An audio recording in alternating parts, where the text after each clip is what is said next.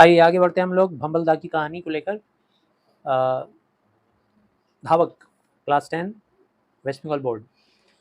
तो आखिरी बात ये हुई थी कि भंबल दा के भाई अशोक दा ने कहा कि भाई ज़िंदगी जीना तो शान से जियो, नहीं तो दुनिया से रवाना हो जाओ। और इस शहर में अगर रहना है तो एक अच्छे इंसान की तरह रहना होगा, सम्मान के साथ। नहीं तो कहीं दूर चले जाओ, माँ को हमारे पास भेज दो, और नहीं भेज पाओगे तो माँ को लेके जाओ। और जैसे सबको खैरात बांटते हैं तुमको भी बांट देंगे महीने का। मगर भंबल दा को शान की नहीं, सम्मान की ज़िंदगी चाहिए थी। भंबल दा ऐसे आदमी थे कि वो शान से रहने वाले आदमी नहीं थे। भाई शान तुम्हारा मैटर है, बड़े भाई का। हमारा मैटर है सम्मान। शान से जीना क्या होता है? गाड़ी हो, बंगला हो, नौकर चाकर हो, शान हो गया, इसको शान कहते हैं। और सम्मान क्या है भाई? सम्मान ये है कि हम भले ही झोपड़ी में रहें, लेकिन लोग हमको प्यार करें, लोग हमको इज्जत से बाबू भैया कुछ भी बोलें, कोई बाबू बुलाए, कोई भैया बुलाए। उनके अनुसार, भंबल दा के अनुसार, शान में तो दूसरे लोग खुद को ऊंचा दिखाते हैं और उनके अंदर क्रूरता दिखती है, खुदगर्जी होती है, जबकि सम्मान में एक दूसरे के लिए प्यार होता है, हमदर्दी होती है, समता होता है। समता मतलब एक समान दिखते हैं सम्मान वाले लोग। मुझे ज्यों ही उनकी बात मालूम हुई, मैंने अशोक दा को बिना बताए, जैसे हमको पता चला, किसकी बात? अशोक दा की बात, कि अशोक दा के हिसाब से शान वाला मैटर है। मैंने क्या किया ना, मैंने मतलब कौन? संजीव जो राइटर है, कह रहे मैंने अशोक दा को बिना बताए उन्हीं की कंपनी में भंबल दा का सिलेक्शन कर दिया, चुनाव करवा दिया, अपॉइंटमेंट। अशोक दा ने मुझे बुलाकर कस कर डांटा था कुछ दिनों बाद, जब अशोक दा को पता चला। अब मेरे सामने समस्या ये थी कि मैंने भंबल दा को बाकी सहकर्मियों की तुलना में आगे बढ़ाते हुए शीर्ष पर ले आऊं। इस बीच इंटर प्राइवेट से 3rd डिवीज़न में पास कर चुके थे। मौका पाते ही मास्टर रोल से कुछ प्रमोशन, किरानीगिरी तक करने का बहाना लेकर मैंने उन्हें क्लर्क भी बना दिया। मतलब संजीव का एक बहुत बड़ा रोल था। संजीव कह रहे हैं राइटर कि जब मैंने उनको नौकरी दिला दी, अशोक दा को पता चला तो हमको बुलाए और बहुत डांटे। इसी बीच में वो 12th क्लास पास भी कर गए 3rd डिवीज़न में, प्राइवेट से एग्ज़ाम दे हो गए। अब उनके पास सर्टिफिकेट भी था। किसी तरह सोच सिफारिश करके, ठीक है ना, किरानीगिरी, हो सकता है ये किरानीगिरी किरान चलाने की को कहा जा रहा हो, ठीक है ना, किरान चलाना, क्रेन नहीं होता है, क्रेन, उसी को किरान बोलते हैं कई लोग, थोड़ा कम पढ़े लिखे लोग। तो किरानीगिरी में उसको लगा दिया और उनका प्रमोशन करवा के हमने उनको क्लर्क भी बनवा दिया। काम इतनी सफाई से मैंने किया कि अशोक दा को जैसे ऑफिसर को छोड़कर किसी को शक ना हो, जैसे घाघ अफसर को छोड़कर किसी को शक ना हो। सिर्फ अशोक दा को पता चल सकता था और किसी को पता नहीं। इतनी सफाई से मैंने उनका सिलेक्शन करवाया, उनको क्लर्क भी बना दिया। भंबल दा को भी पता नहीं चला कि उनका नौकरी हो गया है और वो इतना जल्दी जल्दी पोस्ट कैसे पा रहे हैं। मेरी बदौलत पा रहे थे, ये उनको पता नहीं था। मैं अब आड़े उल्टे प्रत्यक्ष परोक्ष भाव से उन्हें आगे ग्रेजुएसी और पोस्ट ग्रेजुएसी करके किसी ट्रेड में स्पेशलाइजेशन करने को उकसाने लगा। अब मैं उनको उकसाने लगा, यार भंबल, कब तक ये क्लर्क का काम करेगा? तू ग्रेजुएशन कर ले, कितना टाइम लगेगा? पढ़ पढ़ के ग्रेजुएशन कर ले, फिर पोस्ट ग्रेजुएशन भी कर ले, यूँ हो जाएगा यार, कर ले, तू कर सकेगा। और उकसाने लगा, मगर उनसे ये सब हो नहीं सका। ड्यूटी के बाद पार्ट टाइम मुनीमी करके वे पैसे जोड़ रहे थे। ड्यूटी करने जाते थे क्लर्क का, और जब छुट्टी हो जाती थी तो एक जगह पे मुनीमी करने जाते थे। मुनीमी मतलब किसी का पैसे का देख रेख करना, हिसाब किताब लगाना, कितना आया कितना गया, उससे भी कुछ पैसा मिल जाता था। जवान बहन उन्हीं पर आश्रित थी। अशोक दा को कोई लेना देना था नहीं बहन से, इन्हीं का जिम्मेदारी था शादी कराना। मोहल्ले तक की अपनी जड़ों में वे इस कदर समाये थे कि उनसे मुक्त करके ऊपर फैला आकाश कैसे दिख पाता। मोहल्ले का सारा मैटर, किसी का भाई बीमार है डॉक्टर के वहाँ ले जाओ, किसी की बहन को कुछ तकलीफ हो गया, किसी के पापा को कुछ प्रॉब्लम हो गया, किसी की मम्मी को कुछ प्रॉब्लम हो गया, ये सब में इतना जो उलझा रहेगा, उसको खुला आकाश दिखाई देगा। खुला आकाश मतलब सफलता। सफलता कहाँ नजर आएगी? एक तरफ हम तुमको दिखा रहे हैं कि ये सब कर लो, ग्रेजुएशन पोस्ट ग्रेजुएशन, बंगाली हो या गैर बंगाली, हिंदू हो या दूसरे मजहब को मानने वाला, भंबल दा या बम भोले भैया, सबकी खुशी गमी में शरीक। भंबल दा खुद बंगाली थे, तो कोई बंगाली हो या अबंगाली हो, कोई हिंदू हो या कोई मुस्लिम हो, सब के काम में लग जाते, दुख में सुख में हमेशा।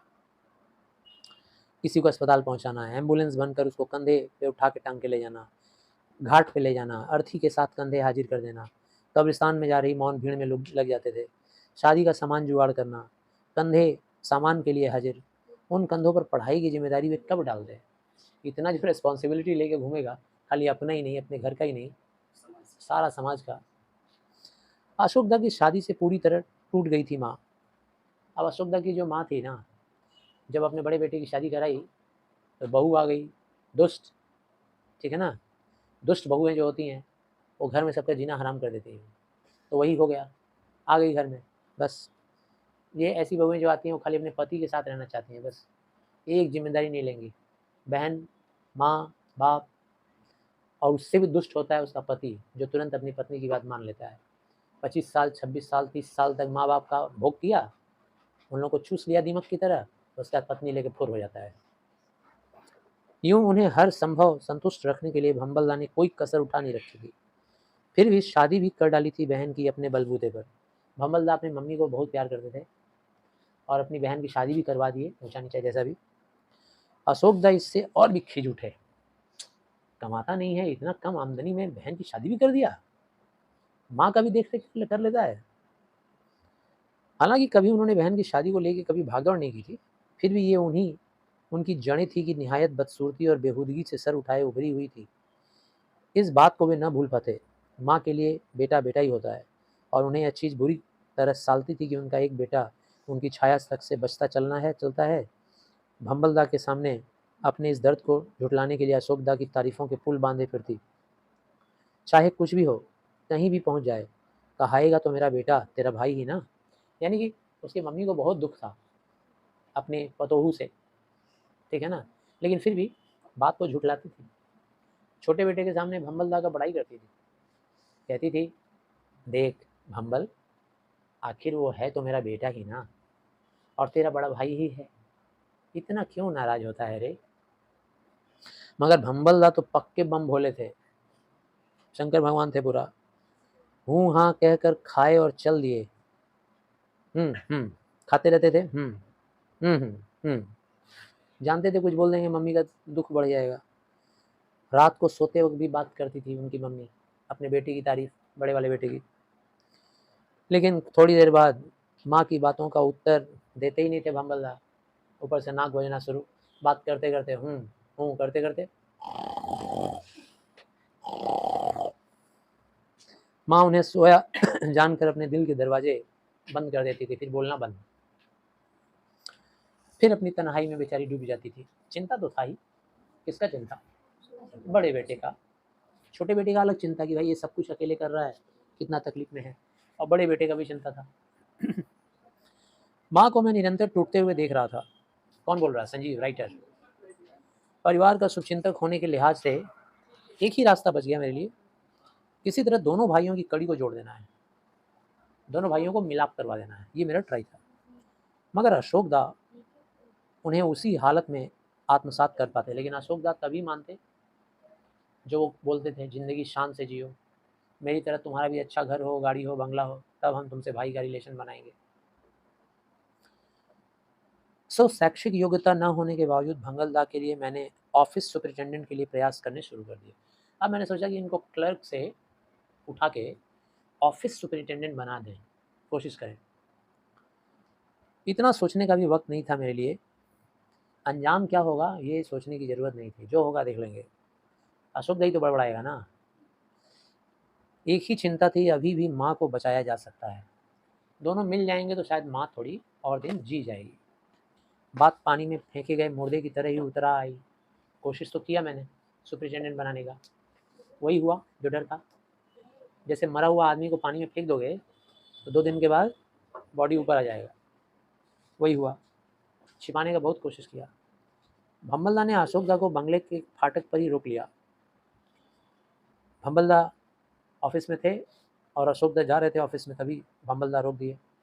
दादा, जब तुम अपने काम में दखल नहीं पसंद करते तो दूसरे के काम में दखल नहीं देना चाहिए।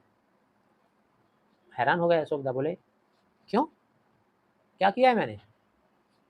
भंबलदा बोले, अरे किया तो बहुत कुछ है, चीफ पर्सनल अफसर के रूप में ना जायज़ को नाजायज़, नाजायज़ को जायज़, मगर मैं यहाँ सिर्फ अपने बारे में कहने आया हूँ। आप चीफ पर्सनल अफसर हैं ना इस कंपनी में भैया, आप तो जायज़ को भी नाजायज़ बना देंगे, नाजायज़ को जायज़ बना देंगे, गलत को सही, सही को गलत। लेकिन मैं यहाँ अपनी बात करने आया हूँ, भंबलदा का बात करने आया हूँ, भंबल का। आप ये जान लें कि मुझे केवल अपनी योग्यता का रिटर्न चाहिए भैया। गुस्सा में बड़बड़ा के बोल दिए, আপনি জানেন আমার এই ফ্রিতে আমি কিছু চাই না, আমার যার এবিলিটি আছে তার হিসাবেই আমি চাই, उससे ज़्यादा नहीं चाहिए। मतलब भंबलदा को ये लग रहा था कि मेरा दादा के सिफारिश से मैं ये सुपरिटेंडेंट बन गया हूँ, हमको फ्री का रिवॉर्ड नहीं चाहिए। इतने सारे सहकर्मियों को लांघते हुए शीर्ष पर कैसे पहुँच गया मैं? और इतनी बड़ी मेरी महत्वाकांक्षा नहीं है, मेरा एम्बिशन नहीं है, कैसे पहुँच गया मैं इतना दूर? इतने सारे हमारे बीच में लोग हैं, सबको क्रॉस करके इतना आगे कैसे आ गया? अशोकदा अवाक होकर सुनते रहे। इससे पहले कि वो कुछ समझ पाते, भंबलदा अपनी खटारा खड़खड़ाते हुए दूर जा चुके थे। अभी वो समझ ही रहे थे कि क्या बोल रहा है ये, वो तो कभी सपने में नहीं सोचे थे कौन कर रहा है सब। साइकिल उठाए चल दिए। अब मुझे जो भुगतना पड़ा, मुझे मतलब संजीव दा को, अब ये हम बताना यहाँ उचित नहीं समझ रहे हैं, कहानी किसी और की चल रही है, हम अपनी बात क्या बताएं।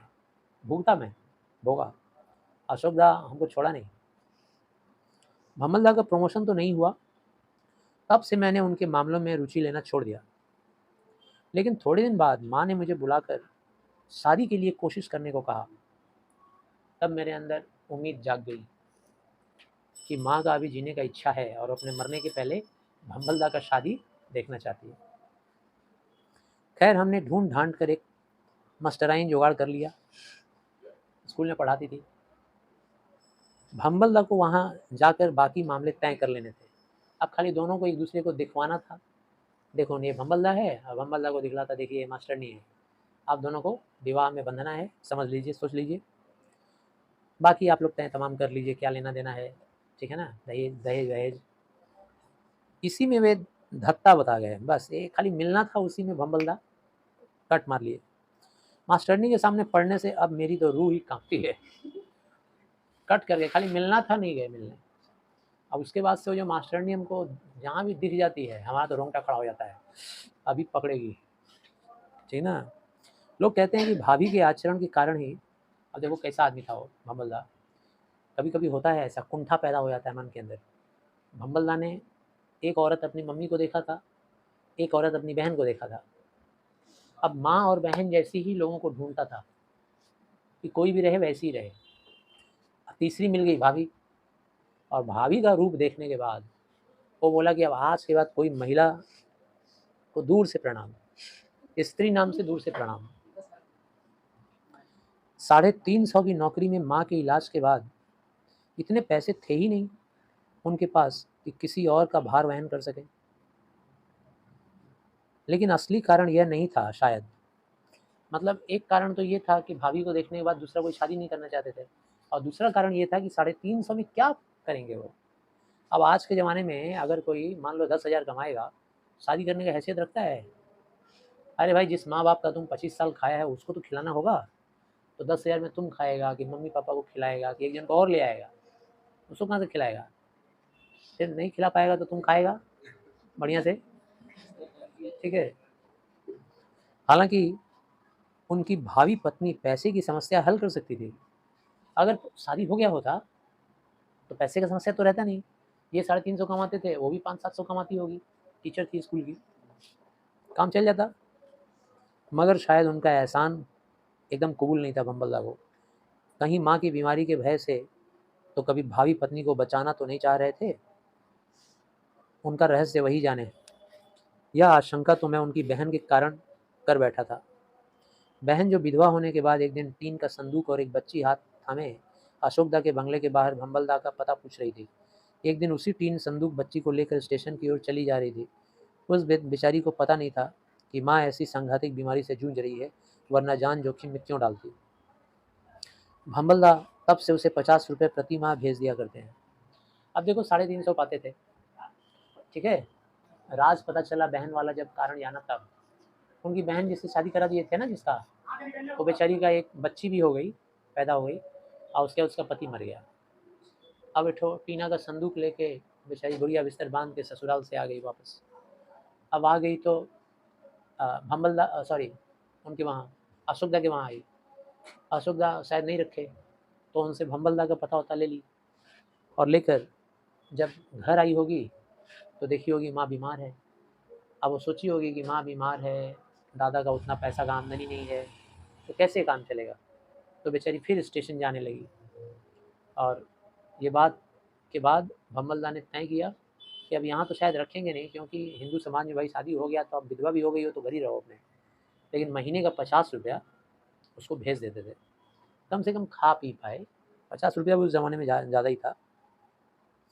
अशोक दा ये खबरें सुनते थे, दूर दूर से बड़ा भाई सुनता था ये सब, जल भुन जाता था, लेकिन बातें स्वयं अटपटी होकर बेमानी हो उठती हैं। और हम जो ही प्रकरण बदलते हुए सुलझा पड़ते, हम लोग जैसे ही बातचीत करते थे उनसे, अशोक दास से, कि ऐसा ऐसा हुआ है, ऐसे क्या कहते थे, no no no no, this is nothing but a clear conspiracy against me, after all what do they want, ऐसा बोलते थे, इंग्लिश ही झाड़ते थे, बोलते थे ना ना ना ना, ये एकदम साफ सुथरा सोची समझी हुई साजिश है हमारे खिलाफ, आखिर उन लोगों को चाहिए क्या, कुछ देते तो थे नहीं, खाली बोलते थे चाहिए क्या, अंग्रेजी मारते थे। इन बातों की परवाह किए बिना भंबलदा दौड़ते ही रहे अपनी ट्रैक पर, अपनी ट्रैक पर मतलब स्पोर्ट्स वाला भी ट्रैक और समाज वाला भी ट्रैक, अपने बहन और अपने मम्मी को देख रेख करने वाला ट्रैक। हमें तो लगा उनकी जवानी आई ही नहीं, बुढ़ा गए। किशोर 25 सालों से लगातार दौड़ता ही रहा, या वे कहीं के वहीं ठहरे पड़ रहे हैं। वक्त उनके कदमों के तले तले तेजी से सरकता गया। बोलने का मतलब है कि 25 साल से उनको देख रहा हूँ एक ही रूटीन में, एक ही जैसा, कब जवान हुए पता ही नहीं चला, बुढ़े हो गए। एक बार दौड़ में प्रथम आए एक धावक ने, एक बार एक दौड़ में पार्टिसिपेट किए थे, फर्स्ट आया था एक आदमी, उसने व्यंग मारा, ताना मारा भंबलदा को, बोला अगर आप बगल वाली ट्रैक पर यानी मेरी ट्रैक पर होते तो प्रथम आते। उसने बोला कि अगर आप मेरी ट्रैक पे होते ना तो आप फर्स्ट आ जाते।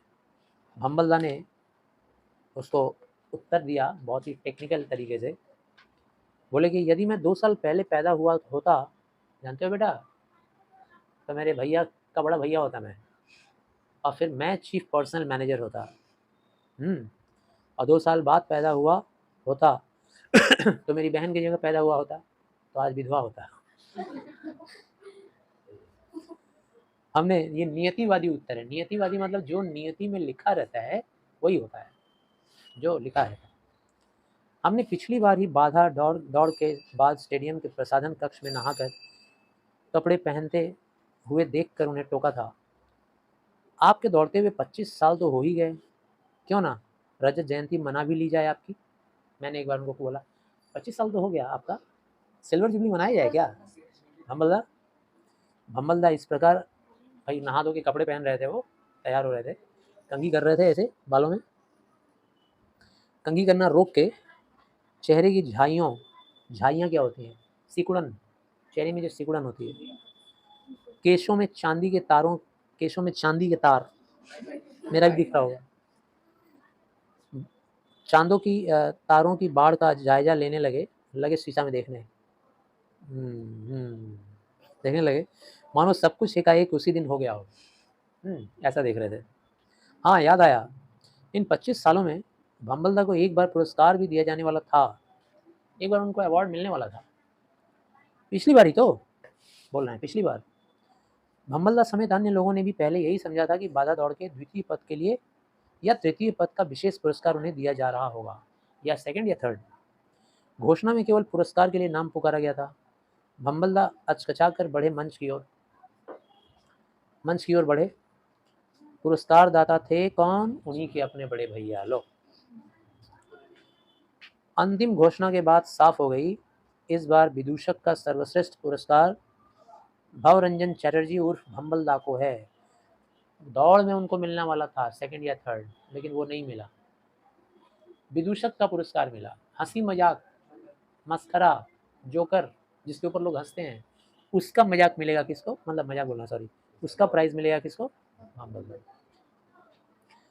हाथ कांप रहे थे सुनने के बाद, कदम लड़खड़ा रहा था, आवाज़ में गुस्सा आ गया। अशोक दा का तेवर चढ़ गया भाई को देख के। मनी मन सोच रहे होंगे आ रहा है कमबख्त, मेरा नाम डुबाएगा, मस्खरे का अवार्ड मिलने वाला है जोकर का। कहाँ मैं और कहाँ ये, यही सोच रहे होंगे। बोले आओ ले जाओ, करनी का पुरस्कार ले जाओ, आओ आओ, शर्म काहे की है भाई, आओ ले जाओ, खानदान में ऐसा जोकर तो निकला, ऐसा बोले। अब भंबलदा को सोचो उतना भीड़ में क्या लगेगा। गलत पुरस्कार मैं नहीं लेता दादा, तुम्हारी पुरस्कार लिप्सा तुम्ही को मुबारक। बहुत टेटिया आदमी था भंबलदा, इसे मेरी ओर से तुम रख लो, खानदान का नाम रोशन करने के लिए। हाँ, लगा था सारी कड़वाहट जो है ना, सारी कड़वाहट उसी वक्त निकल जाएगी। घाव से जैसे मवाद निकलता है ना, पीप जिसे कहते हैं, ऐसे ही लग रहा था पूरा मवाद निकाल देंगे घृणा का। हतबुद्ध हो कप को थामे रह गए अशोकदा, थामे रह गए कप लिए हुए। देर तक बजती रही थी तालियों के नीचे से, सिर्फ वीआईपी की दीर्घा को छोड़कर। वीआईपी वाले लोग को छोड़ के पीछे वाले लोग सब जोरदार ताली दे रहे थे। आई जियो की सॉलिड आंसर दिए थे ছেলেটা, ठीक ना, और दादा के देखी दिए थे खूब भालो करे, यार दिए थे बेटा एकदम भालो करे, यही सब बात हो रहा था। भारी भारी कदमों से भंबलदा नीचे उतरे, अपनी साइकिल उठाए चले गए। उस रात पहला स्ट्रोक हुआ था उनको। जब घर गए तो ये जो भाई के साथ उनका जो बहस हुआ, और ये जो हजारों की भीड़ में जो उनको मजाकिया मस्खरा बोला गया, और ये जो भाई ने सबके बीच में बोला कि आओ करतूत का पैसा सॉरी इनाम ले जाओ, इसके लिए उनको हार्ट अटैक हो गया उस दिन रात को। आज समारोह के बीच से ही अशोक दा मुझे खींचते हुए ले आए, बोले कि संजीव भंबल के घर चलो। तो स्टेशन के बाहर कोऑपरेटिव और पीएफ के लोन से बनाया हुआ 2 कमरे का मकान, बाकी मकान दूर दूर, हवा में पुराने दिनों की ठहरी हुई गंध है। मतलब भंबलदा के घर जा रहे थे उनके बड़े दादा संजीव का हाथ पकड़ के, पता भी नहीं था कि छोटा भाई रहता कहाँ है। जब गए उस मोहल्ले में, दूर खड़े लोगों का काला धुआं काले झंडे की तरह घर पर चहर रहा था। एक लड़का दौड़ता हुआ आया। उस दिन पहला अटैक हुआ था, किस दिन, जिस दिन प्राइज वाला था। अब आज की बात हो रही है, आज मतलब कहाँ, वो जो रेस का स्टार्ट हुआ था याद है ना, स्टार्टिंग में सब लोग दिखाई दे रहे हैं, भंबलदा दिखाई नहीं दे रहा है उस। अब यहाँ पे आ जाओ, सीन चेंज हो गया है। हाँ, फ्लैशबैक खत्म हो गया है, अब यहाँ से कंटिन्यू हो रहा है। ढूंढ रहा था ना संजीव, कहाँ गए भंबलदा दिख नहीं रहे थे, तो आज उसका दादा उसके साथ आया है खोजते हुए। अशोक दा ने, एक लड़का दौड़ता हुआ आया, आके बोला आप भंबलदा के भाई हैं। अशोक दा सिर हिलाए। लड़का चुपचाप ताला खोल दिया घर का और फिर गुम हो गया, बाहर चला गया। लड़का आया, ताला खोला, चला गया। अशोक दा अंदर घुसे। जली हुई धूपकाठियों की ढेर लगी हुई थी। एक तो ऐसा मंदिर था, धूपकाठी का सब छाई हुई गिरा हुआ था। छोटी सी आयताकार जर्द सी उठान, जर्द मतलब एक प्लेटफॉर्म जैसा, ऐसा एंगल नहीं बना देते हैं दीवार में वैसे। शायद माँ का चित्र कुछ दिनों पहले उतारा गया है, वहाँ माँ का चित्र रखा रहता था, चित्र को नीचे उतार दिया गया। दूसरे कमरे में घुसते ही एक चमगादड़ चें चें करता हुआ हम लोगों से टकरा के उड़ गया। भूत वाले फिल्म में देखे होगे ना, जैसे ही घुसते हैं ऐसे करता है हीरो, एक तो काला चीज़ भागता है उड़ के। मकड़ी के जाले जहाँ तहाँ थे, कपड़ों और चेहरों पर लिपट रहे थे, हम लोग के कपड़े पे और हम लोग के चेहरे पे। कैलेंडर पर पिछले 3 माह से तारीख बदली नहीं गई थी। लगा माँ के निधन के बाद से समय जहाँ का तहाँ ठहर गया था। माँ मर गई है 3 महीने पहले, 3 महीने से बाद लग रहा था समय वहीं रुक गया है। माँ के गुजर जाने के बाद से उनके ठाकुर देवता को धूप बाती दिखाते हुए स्मृतियों के धुंधलके में घर के इस कोटर में उनके पंखों की उदास फड़फड़ाहट घुट कर रह गई होगी। अब जब माँ नहीं रही तो ठाकुर को कौन अगरबत्ती दिखाएगा, और उनको हार्ट अटैक भी हो गया था। भंबलदा किसी को बताने क्यों जाते, किस तकलीफ में थे वो कभी नहीं बताने जाते। 1 माह पूर्व दौड़ में नाम भी उनका डलवा दिया गया था। 1 महीना पहले रेस स्टार्ट होने वाला था ना, 1 महीना पहले से नाम डाल दिए थे, किसी ने नाम डलवा दिया था। दूर दूर खड़े लोग, औरतें, बच्चे हमें अजूबा सा देख रहे थे। घर का दरवाज़ा खुला हुआ था, बाहर भीड़ मच गई थी, बहुत सारे लोग आ गए थे, हम लोग को देख रहे थे, लग रहा था हम लोग कोई अजूबा है, हैरानी का चीज़। कोई बोलता नहीं कुछ। हम बच कर निकल रहे थे, उचक कर भंबलदा के वजूद की शिनाख्त कर रहे थे। शिनाख्त करना मतलब पहचान करना, यहाँ रहते होंगे, यहाँ बोलते होंगे। कमबख्त लड़का भी हमें छोड़कर जाने कहाँ भाग गया। शायद हम्बलदार को ढूंढने गया होगा, बुलाने गया होगा, चलो चलो चलो बाड़ी के दादा इससे चलो, शायद शायद बुलाने गया हो। तभी लड़का लौट आता है, हाँफते हुए आया, बोलता है आप लोग शमशान घाट से आ रहे हैं ना। हमारा कलेजा धक सा रह जाता है जब बोलता है शमशान घाट से आ रहे हैं ना आप लोग, धक से रह गया। मतलब ये जो मकड़ी का जाल, चमगादड़ घर, आज ही भंबलदा का डेथ हुआ था और भंबलदा के घर में 3 महीने से ना कोई झाड़ू पड़ा, ना कोई साफ सफाई, खाना पता नहीं कैसे खा रहे थे वो, ईश्वर जाने। मतलब बहुत बुरा हाल में घर था, उठ नहीं सकते थे, खड़े नहीं हो सकते थे, और भाई का कोई अता पता नहीं। हकलाते हुए मैंने कहा, नहीं, क्यों क्यों क्या हुआ? ऐसे हकलाते हैं। आपको नहीं मालूम? कल रात ही उनको सेकेंड अटैक आया था हार्ट का। आज आज सुबह ही वो गुजर गए। यह कागज़ छोड़ गए हैं, और ये कागज़ देख लीजिए, भैया के नाम पे छोड़ गए हैं। तब भैया उठाए और कागज़ पढ़े। क्या लिखा था देखो, भैया, दौड़ में जीत उसी की होती है जो सबसे आगे निकल जाता है, चाहे लंगी मार के ही या गलत ट्रैक हथिया करके ही। गलत ट्रैक पे चले जाएंगे तो जीत जाएंगे, लंगी मार के दूसरे को गिरा देंगे, हम जीत जाएंगे। पुरस्कार पाने का जुनून ही सवार रहता है ना, अवार्ड पाने का जुनून। मगर मुझे खुशी और संतोष है, मैंने कभी लंगी नहीं मारी, मैं कभी गलत ट्रैक नहीं पकड़ा। पीठ पर तुम्हारा छोड़ा हुआ बोझ था, मेरी पीठ पे तुमने ही बोझ छोड़ा था, बहन का, माँ का, परिवार का। उसे लेकर पूरी दौड़ दौड़नी थी मुझे। वैसे जानता हूँ ये बातें बेकार की हैं, इनका हिसाब किताब नहीं हुआ करता दौड़ के इतिहास में। दौड़ में से कोई देखेगा भाई, तुम बोलोगे आज मेरा घुटना में दर्द है, नहीं तो मारे होते फाड़ दिए होते एकदम स्टेडियम में। कौन सुनेगा ये बात? क्यों नहीं फाड़ दिए? जाओ फाटो अब तुम, फर्स्ट हम आए हैं, मेडल हम लेंगे। एग्ज़ाम तुम्हारा आएगा, प्रतियोगिता होगा, रेस कंपटीशन, तुम बोलोगे अरे हमको दूसरा 2 दिन से बुखार पकड़ लिया, पढ़े ही नहीं। मत पढ़ो, साल भर क्या किए? ये सब बोलने से कुछ नहीं होगा। तुम्हारे जैसे तेज तर्रार लोग हम जैसों को ट्रैक पर रेंगते हुए देखकर गुस्से से भर जाते हैं। जानता हूँ भैया, आप लोग बहुत तेज हैं ना, आप लोग जब तेज़ी से दौड़ते हैं और आपके सामने मैं रेंगता हुआ नज़र आता हूँ जिम्मेदारी कंधा पे लेके, तो हम लोग को देख के आपको बहुत गुस्सा आता है। स्पीड में गाड़ी चल रहा हो, सामने साइकिल वाला आ जाए, गाड़ी वाले को क्या लगेगा बोले तो? मन करेगा मार के उड़ा दें एकदम, टें टें टें हॉर्न मारेगा। मगर हम जैसों का क्या कसूर? तुम्हें तो शुक्रगुजार होना चाहिए कि तुम जैसे फर्स्ट आने वालों को विजय लिप्सा हमारे पिछड़ने से तृप्त होती है। आज आप फर्स्ट हैं, क्यों? कोई बोझ नहीं था आपके कंधे पे, और हम पिछड़ गए इसलिए आप फर्स्ट हैं भैया। यही क्रूर तृप्ति धीरे धीरे तुम्हें उस दल में लिए चली जाती है जो यह दौड़ दौड़ता नहीं, खेल खेलता नहीं, बस हमारी प्रतिस्पर्धात्मक दौड़ का रस लेता है। प्रतिस्पर्धा यानी कंपटीशन। धीरे धीरे आदमी कॉम्पिटिटिव हो जाता है और दूसरे का मजाक उड़ाना शुरू कर देता है, अभिमानी बन जाता है। वह चुपचाप देखता आया है साड़ युद्ध को, तृप्त चटखारे ले लेकर देखता आया है ग्लैडिएटर के युद्ध को। आज वही दल म्यूजिकल चेयर जैसे खेल रचाता है। मतलब हर खेल की बदनामी हो रही है कि हर जगह आजकल कंपटीशन आ गया है, भाग लेने वाले का कोई अहमियत नहीं है। इसके नए नए संस्कार बनते जा रहे हैं खेलकूद के। कुछ दिनों से नया रुचि संस्कार जन्मा है, लड़कियों युवतियों की म्यूजिकल चेयर, जिसमें कुछ वर्षों पहले भाभी प्रथम आई थी, कुर्सी पर बलात् अधिकार जमाने के लिए 3 युवतियों को धक्का देकर।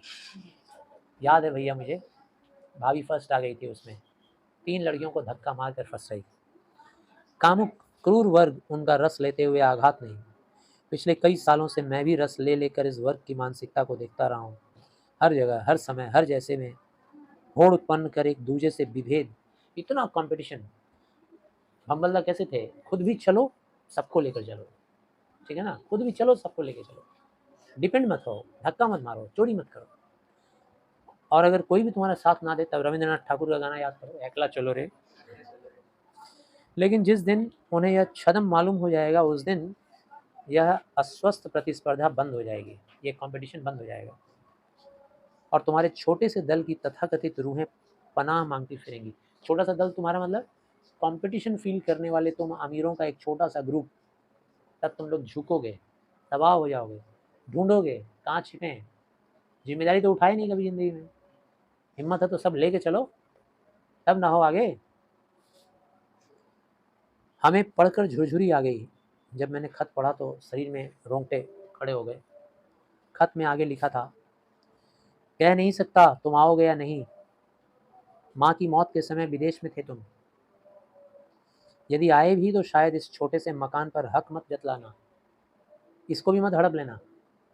ये घर उसने पीएफ का फंड वंड से मिला के बनवाया था, कुछ दिन काम किया था ना कंपनी में, तो प्रोविडेंट फंड का पैसा वैसा इकट्ठा हुआ था, उसी से बनाया था। कोऑपरेटिव में कुछ पैसा जमा किया था, 10 रुपया 20 रुपया, वो सबसे मिला के बनाया था। हम दोनों टग ऑफ वॉर के दोनों ओर शक्ति आजमाइश करते रहे हैं। टग ऑफ वॉर जानते हो ना, रस्सा खींचना दो साइड से, तुम उधर से हम इधर से, दोनों ने शक्ति लगाया है। निश्चय ही मेरी संबद्धता अपने दल के साथ है, जो तुम जैसों के अभिजात को मिट्टी में पलटता हुआ घसीट ले जाने को जी जान से जुटा हुआ है। तुम्हारे जात के अमीर लोगों को घसीट के खींचने के पीछे पड़ा हुआ है हमारा ग्रुप, गरीबों का ग्रुप। मैं भी तुम्हारी तरह होता ना तो तुम्हारे जैसा दीर्घायु होता। दीर्घायु मतलब अमीर हो, सॉरी, लंबे जीवन वाला होता। लेकिन इससे कोई फ़र्क नहीं पड़ता है। जल्दी कौन मर जाता है? जो बहुत खटता है, परिश्रम करता है। तुम्हारी तरह सूट बूट लगा के एसी रूम में बैठ के खाली कलम चलाता, लंबा जाता। 8 साल ज़्यादा जी लोगे, यही ना? यही तो, हमसे 8-10 साल ज़्यादा जी लोगे। जिस जुनून में जिया उसकी तासीर का एक क्षण भी तुम्हारे तमाम ताम झाम के सालों से उम्दा है। मैं जिस जुनून, जिस जोश के साथ जिया हूँ ना अपना ज़िंदगी, तुम्हारा ये ताम झाम शानो शौकत उससे कहीं ज़्यादा है। एक क्षण मेरा उसकी बराबरी नहीं कर सकते। हो सके तो चख कर कभी देख लेना मेरा स्टाइल। सिर पे कभी जिम्मेदारी लेके माँ का, बाप का, बहन का, कभी करके देखना, पूरे सोसाइटी का भला करके देखना, चखना एक बार, देखना क्या आनंद मिलता है। तुम्हारे उस शान में नहीं है जो इस सम्मान में है। पत्र पढ़ने के बाद अशोकदा फिर प्रतिवाद करना चाहते हों शायद, मगर इस बार भंबलदा इससे पहले कि आगे बढ़ गए हैं। सर हिलाते खड़े हैं और कहीं दूर देखते हैं। सिर हिला रहे हैं और दूर देख रहे हैं। शायद कुछ बोलना चाह रहे थे लेकिन बोलती बंद कर दिया भंबलदा चिट्ठी में। पत्र समाप्त करते हुए एक बार फिर बाहर सारे परिदृश्य का जायजा लेते हैं। रूम के बाहर निकले, पूरा इलाका चारों तरफ देख रहे हैं। घर के आगे पीछे दाएं बाएं सब कैसा माहौल में रहता था। अजीब सी अनुभूति घेरे चली जाती है, अजीब सा अनुभव हो रहा है उनको, एक्सपीरियंस। लोगों का काला धुआं काले पताके की तरह, पताका मतलब झंडा, धुआं जो निकल रहा है सबके घरों में से। गरीब लोग वहाँ रहते थे, काला काला धुआं, सब कोयला वैला जला रहा है खाना वाना बनाने के लिए। और भंबलदा, लगता नहीं है कि भंबलदा नहीं रहे, लगता है दौड़ते हुए दृष्टि सीमा के पार चले गए हैं। ये लाइन बड़ा ज़बरदस्त है। लिखा हुआ है कि ये नहीं लग रहा है कि भंबलदा इस दुनिया में नहीं है, लग रहा है इतना तेज़ दौड़ गया, इतना तेज़ दौड़ गया कि दौड़ के जो लास्ट जीतने का जो विनिंग पोस्ट है उससे भी बहुत आगे चला गया है। मतलब जीता तो जीता, इतना जीता है कि वहाँ तक कोई पहुँच नहीं पाएगा। इशारा किसकी तरफ है? उसका भाई या उसके भाई जैसे लोग, अमीरी के लोग वहाँ तक पहुँच नहीं पाएंगे, इतना दूर चला गया है जीत कर। तो आई गेस सबको समझ में आया। समझ में आया तो लाइक कीजिए।